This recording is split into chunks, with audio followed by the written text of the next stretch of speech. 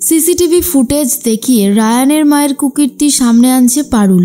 সম্পূর্ণ জানতে ভিডিওটিতে একটি লাইক করে দেখতে থাকো। গল্পের শুরুতেই দেখা যায় যে সমস্ত কুকীর্তি ফাঁস করে দিয়েছে পারুল। পারুল প্রমাণ করে দিয়েছে শিরিন আর টগর কি অন্যায় করেছে, আর সাথে রয়েছে রায়ানের মা। এরপরেই পারুল সবার সামনে রায়ানের মাকে উচিত কথা শোনায় আর বলে, কাকিমা, আমাকে নিচে নামাতে গিয়ে দয়া করে আপনি আর নিচে নামবেন না, সেটা হলে মোটেও ভালো হবে না। তাই আপনাকে আমি আগেভাগেই ওয়ার্নিং দিচ্ছি। একটা কথা মাথায় রাখবেন, দাদু যদি এই পুরো বিষয়টা জানতে পারে তাহলে কিন্তু আপনাকে ক্ষমা করবে না। কিন্তু দাদুকে আমি এখন কিছু জানাবো না, সময় আসলে সব কিছুই দাদুকে জানিয়ে দেব। এই বলেই চলে যায়। তখন রায়ানের মা প্রচুর পরিমাণে রেগে যায় আর বলে, ওর এত বড় সাহস হয় কি করে? আমি এই পরিবারের বড় বউ, ও আমাকে আমার শ্বশুরের ভয় দেখাচ্ছে। কিচ্ছু করে উঠতে পারবে না, আমি ওকে কিচ্ছু করে উঠতে দেব না। ওর অনেক বাড়ন্ত বেড়েছে, একটা না একটা কিছু করতেই হবে। টগর তখন বলে, বড় বউ দিদিকে না ফাঁসিয়ে পারুলকে ফাঁসালেই ভালো হতো। এখন আমি সেটা হাড়ে হাড়ে বুঝতে পারছি। চিন্তা করো না, এবারে পারুলের পালা। এর মধ্যেই পারুল দেখতে পায় রায়ান চলে এসেছে বাড়িতে। রায়ানকে দেখে পারুল তো অনেক খুশি হয়ে গেছে আর বলে, রায়ান, তুই কখন এলি? আমি তো তোর জন্যই অপেক্ষা করছিলাম। রায়ান বলে, আমি একা আসিনি, আমি সাথে করে নিয়ে এসেছি তোর জন্য একটা বিশাল বড় গিফট। পারুল বলে, গিফট? দে দে, কত দামি গিফট এনেছিস? তুই নিশ্চয়ই অনেক টাকা খরচা করেছিস, বল। এই তোকে না আমি বারণ করেছিলাম যে বেশি টাকা খরচা করবি না? রায়ান বলে, যে জিনিসটা আমি তোর জন্য এনেছি সেটা কোনো দাম দিয়ে কেনা যায় না, সেটা অমূল্য, বুঝেছিস? এরপরে পারুল বলে, তাই নাকি? এত ওয়েট করাচ্ছিস কেন? গিফট যখন এনেছিস দে না রে বাবা, তাড়াতাড়ি, আমার যে আর তর সইছে না। রায়ান বলে, দিচ্ছি, আমি এনেছি তোর মাকে। পারুল তো শুনে রীতিমতো অবাক আর বলে, সত্যি? তুই আমার মাকে খুঁজে পেয়ে গেছিস?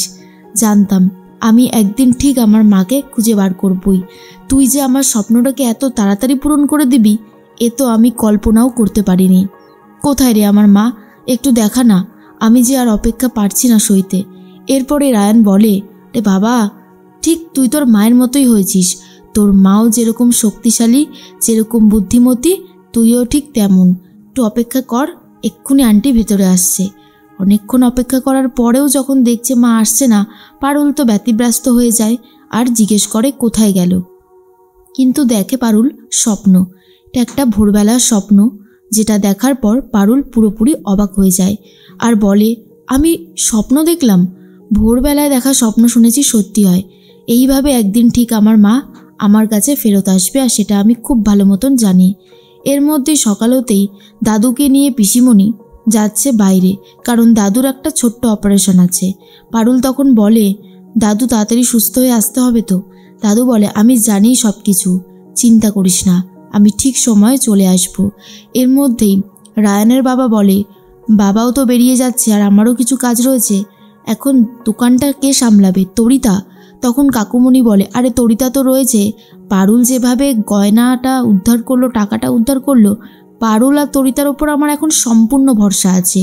আমার মনে হয় ওরা দুজনেই সামলে নিতে পারবে। কি পারুল, হবে না? পারুল তখন বলে, কেন হবে না? অবশ্যই হবে, আমি সামলে দেব। আর এটা শোনার পর রায়ানের মা বলে, একটা গয়না উদ্ধার করে, টাকা উদ্ধার করে সবাইকে যেন কিনে নিয়েছে। সহ্য করতে পারছি না ওদের এই নাটক। এরপরেই পারুল কথা বলে রায়ানের সাথে ভিডিও কলে। রায়ান বলে, কি হয়েছে বলতো? পারুল বলে, আমি ওই সদাশিব নামক লোকটার সাথে দেখা করতে চাই। শুনেছি সাউথের কোনো একটা জায়গায় উনি থাকে। আমি ওখানে যাব, কিন্তু যেতে গেলে যে টাকা পয়সা লাগবে সেটা তো আমার কাছে নেই। তো আমি চেষ্টা করছি সেই টাকাটা জোগাড় করবার।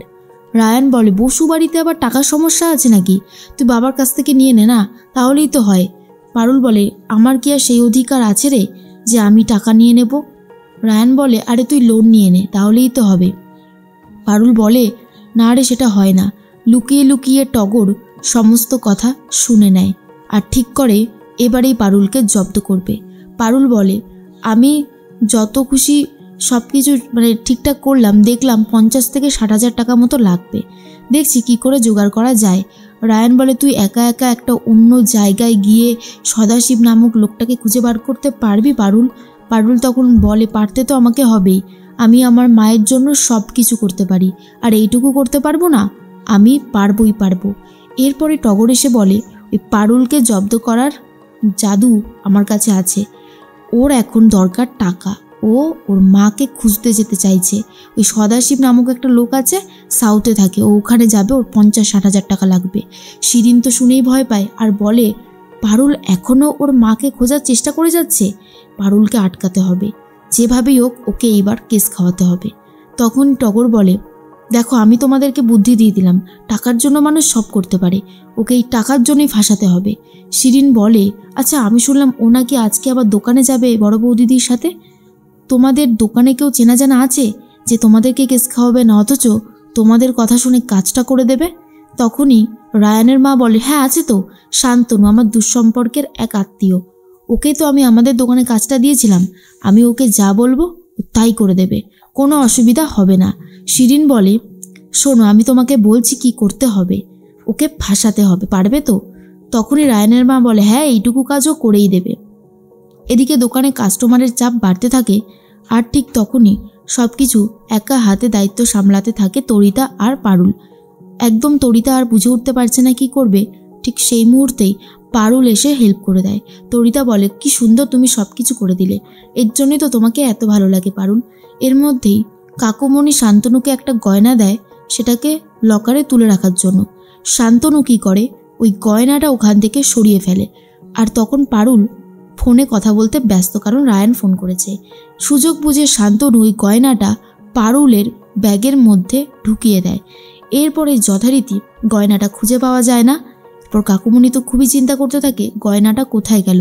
শান্তনু বলে, আমি তো গয়নাটা রাখতে দিয়েছিলাম পারুল ম্যাডামের কাছে, কিন্তু পারুল বলে, আমি তো গয়নাটা ওভাবেই রেখে দিয়েছি, আসলে গয়নার বাক্সটা রেখেছিল, গয়নার বাক্সের মধ্যে আদৌ গয়নাটা আছে কিনা সেটা কিন্তু কেউ জানতো না, পারুল আর তরিতা তো জানতোই না। এরপর যথারীতি পুলিশ আসে, পুলিশ এসে তন্ন তন্ন করে সেই গয়নাটা সার্চ করে, কিন্তু কোথাও না পেয়ে সেই গয়নাটা পারুলের ব্যাগে খুঁজে পায়, কারণ পারুলের ব্যাগ সার্চ করেছিল। এরপর পারুল বলে, এটা হতে পারে না, আমি প্রমাণ করে দেব আমি কোনো অন্যায় করিনি, কারণ দোকানের সিসিটিভি ফুটেজ দেখলেই তো বোঝা যাবে যে আমি কোনো অন্যায় করেছি কিনা। এরপর রায়ানের মা একটু হলেও ভয় পায়, আর শিরিন তো অবশ্যই ভয় পায়। পারুল বলে, আমি বুঝতে পেরে গেছি কে আমাকে ফাঁসাতে চাইছে।